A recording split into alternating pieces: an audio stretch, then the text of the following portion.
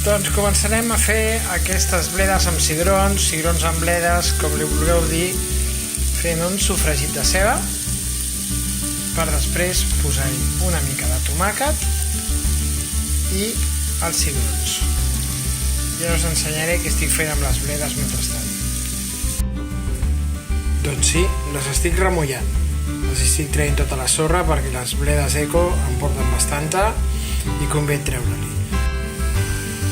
Acabo de decidir que també hi posaré en el sofregit de ceba una mica de llavors de cilantre i comí matxacades al morter. Diuen que una de les millors maneres de combatre les flatulències en els llegums és posar-hi comí, i si pot ser amb gra.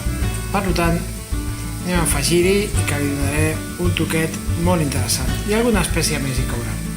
He tirat una miqueta de tomàquet, he agafat un tomàquet que em quedava de pera d'aquests de llauna perquè els d'ara no valen res, i amb aquest tomàquet ja tindré el toc que necessito per fer uns cigrons una mica diferents.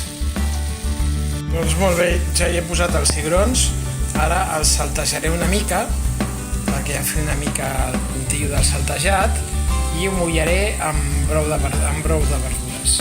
I mentrestant ja he posat a sofregir alls per saltejar les bledes.